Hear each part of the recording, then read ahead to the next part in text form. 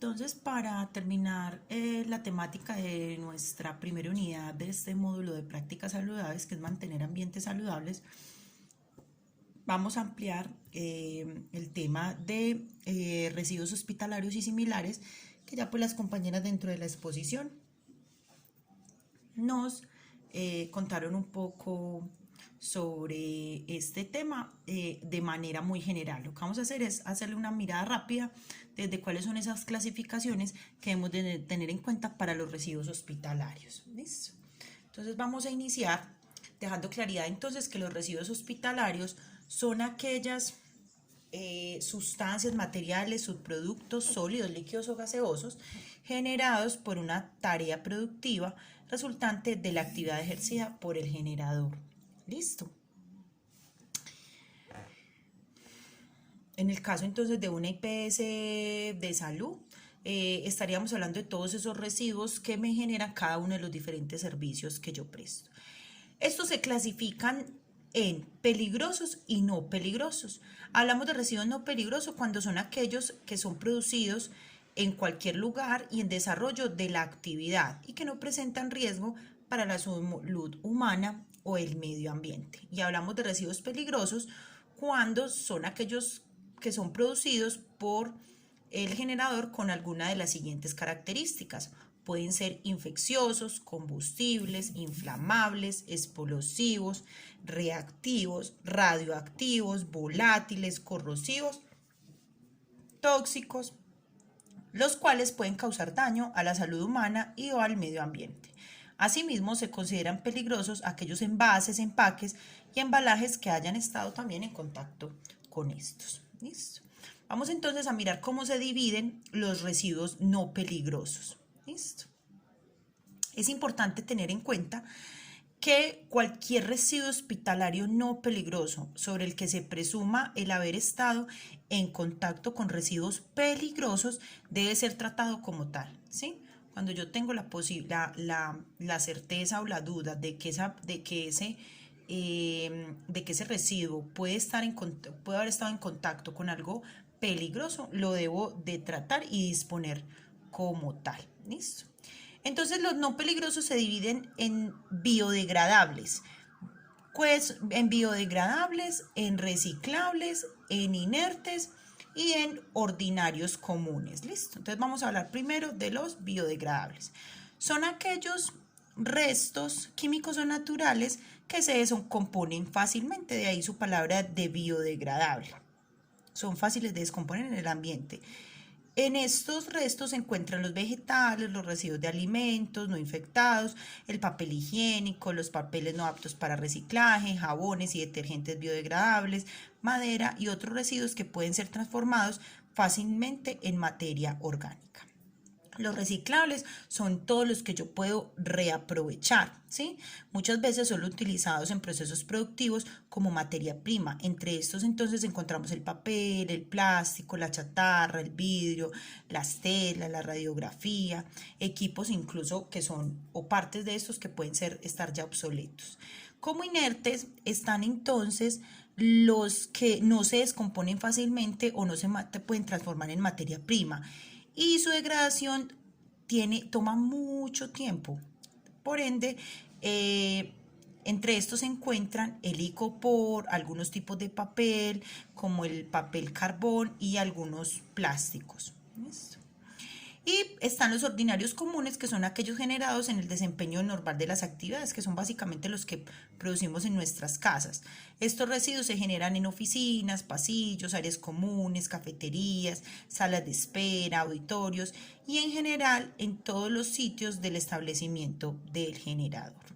¿Listo? Ahora vamos a hablar de los residuos peligrosos. Estos se dividen en residuos infecciosos o de riesgo biológico y vamos a ver que tienen una subdivisión que son los biosanitarios, los sanatomapatológicos, y los cortopunzantes y los de animales. ¿Listo? Entonces vamos a empezar hablando de los infecciosos de riesgo biológico en su clasificación de biosanitarios. Son todos aquellos entonces elementos o instrumentos utilizados donde la ejecución de los procedimientos asistenciales que tienen contacto con materia orgánica, sangre o fluidos corporales del paciente. Entre ellos se encuentran las gasas, los apósitos, los aplicadores, los drenajes, las vendas, los guantes. ¿Listo? Están los anatomopatológicos, que son los provenientes de los restos humanos. Entre ellos se pueden encontrar las placentas, partes de biopsias, tejidos orgánicos, amputaciones, partes y fluidos corporales. Están los cortos punzantes, que son aquellos que por sus características pueden dar origen a un accidente percutáneo infeccioso. Dentro de estos se encuentran entonces las cuchillas, las agujas o cualquier otro elemento que por sus características cortopunzantes puedan lesionar y ocasionar un riesgo infeccioso. Y por último, en esta clasificación están los de animales, que son aquellos provenientes de animales de experimentación, inoculados con microorganismos patógenos, o los provenientes de animales portadores de enfermedades infectocontagiosas. ¿Listo? Muy bien.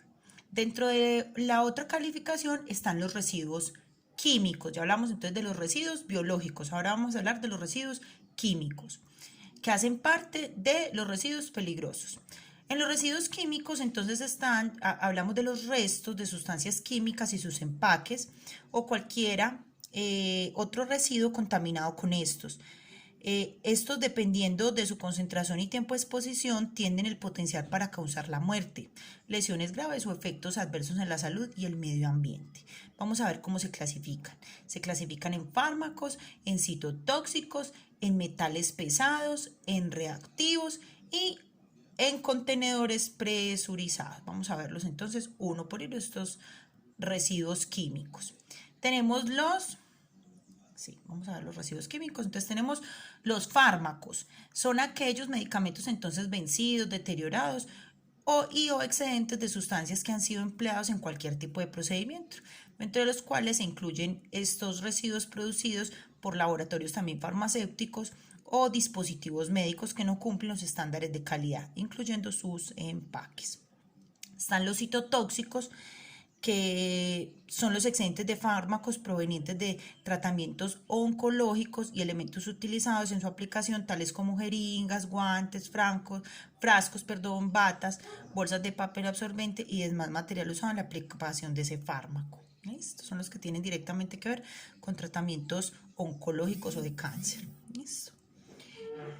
Los metales pesados, entonces, son objetos, elementos o restos de estos en desuso, contaminados o que contengan metales pesados como plomo, cromo, cadmio, antimonio, bario, níquel, estaño, vanadio, zinc y mercurio. Ejemplo más común, un termómetro. ¿Listo? Reactivos. Entonces son aquellos que por sí solos y en condiciones normales, al mezclarse o al entrar en contacto con otros elementos compuestos, sustancias o residuos, podrían generar gases, vapores, humos tóxicos, explosión o reaccionan térmicamente colocando en riesgo la salud humana o el medio ambiente. ¿Listo? Ya son químicos muy particulares que pueden estar en laboratorios. Contenedores presurizados, entonces nos habla de aquellos empaques que vienen presurizados de gases anestésicos, medicamentos, óxidos de etileno y otros que tengan esta presentación llenos o vacíos. Entonces, entre ellos ahí tenemos como ejemplo todo lo que son por ejemplo, los que usan los asmáticos para el control de su asma, ¿cierto? Los respiradores. Aceites usados son aquellos aceites con base mineral o sintética que se han convertido o tornado inadecuados para el uso asignado o previsto inicialmente, tales como lubricantes de motores, de transformadores, los que son usados por los vehículos, las grasas, los aceites de equipos residuales de trampas de grasa. ¿Listo? Esto lo producen mucho los hospitales cuando tienen servicio de alimentación. Y están los radioactivos, que ya son las sustancias emisoras de energía predecible y continua en forma alfa, beta o de fotones, cuya interacción con materia puede dar lugar a rayos X y neutrones.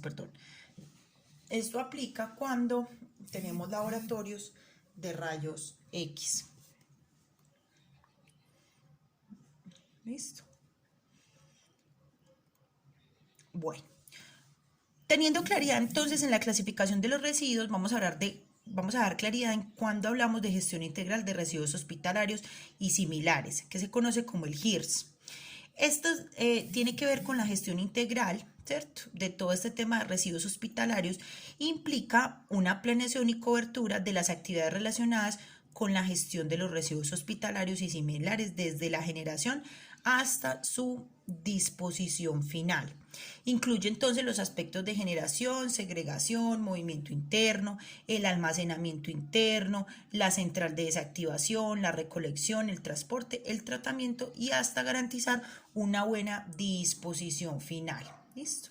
La gestión interna entonces consiste en esa planeación e implementación articulada de todas y cada una de esas actividades realizadas al interior de la entidad generadora de residuos hospitalarios y similares, incluyendo actividades de generación, segregación en la fuente, desactivación, movimientos internos dentro de la sede, el almacenamiento y entrega de los residuos al prestador del servicio especial de aseo, sustentándose en criterios técnicos, económicos, sanitarios y ambientales. ¿Listo? Entonces, dentro de esa gestión interna que tenemos, aquí rápidamente les voy a mostrar el refuerzo pues de lo que vimos con las compañeras, de las exigencias en el tema de las canecas y lo que debemos de tener en cada una de ellas. Entonces, en el verde ubicamos ordinarios no reciclables, como envoltura de mecatos, el papel con carbón, envoltura cerillos, de cigarrillo, basura, ¿cierto? Muy bien, ahí los vamos a mirar. Listo. En el azul tenemos los que es el plástico, entonces cucharas desechables, botellas, empaques de gaseosa y bolsas plásticas. Listo. En la gris vamos a tener lo que es papel y cartón que puede ser aprovechado. Listo. Papel periódico, papel usado. En el rojo vamos a colocar los residuos infecciosos o de riesgo biológico, ¿sí? Guantes, jeringas, vendas, ¿cierto? Y en apoyo a ese rojo tenemos entonces lo que conocemos como el guardián, que también es el rojo, que es un almacenamiento muy puntual para los cortopunzantes, las agujas, las cuchillas, ¿sí? Los catéteres. Listo. Eso es de la gestión interna. Y para la gestión interna, entonces nos habla de que es el conjunto de esas operaciones y actividades de la gestión de residuos que por lo general se realizan por fuera del establecimiento del generador, como la recolección, el aprovechamiento, el tratamiento, la disposición final, que era lo que hablábamos, que muchas de las empresas lo que hacen es hacer un contrato para cada una de ellas, quién recoge los biológicos, quién recoge el reciclaje, quién recoge los ordinarios, ¿cierto? Que normalmente lo hace pues aquí en Medellín en varias, o en las áreas metropolitanas circundantes, pues cada una de las empresas encargadas. Esto es como un procedimiento de lo que ellos hacen, ¿cierto? Es el diagnóstico ambiental y sanitario, hay un programa de formación y educación, recolección, transporte, es el paso a paso, el almacenamiento, se les hace un proceso de tratamiento, el control de efluentes líquidos y emisiones gaseosas y la elaboración del plan de contingencia. Recuerdan que yo se los conté en clase de cómo se hace la distribución en todo este proceso en la planta en varias, en Don Matías. Bueno, esto es el procedimiento, el paso a paso de lo que se aplica. Listo. Listo, chicos. Las preguntas entonces las vamos a resolver por el foro. Vamos a iniciar con la realización del taller. Es un taller muy sencillito. Tienen todo el resto de la clase para montarlo. La idea es que lo van terminando y por favor lo van subiendo al foro. Es importante que puedan cargar el archivo al foro porque necesitamos evidencia de que estamos haciendo trabajos en clase. ¿Sí? No todo puede ser trabajo para la casa, necesitamos que haya evidencia del aprovechamiento de las horas de clase, ¿listo? Entonces los invito para que cualquier pregunta que tengan la respondemos por el foro, ¿listo? El chat lo vamos a usar estrictamente lo necesario para resolver dudas puntuales sobre la clase y en caso tal de que nos falle el Q10. ¿Listo? Los invito entonces a que empiecen a resolver el taller.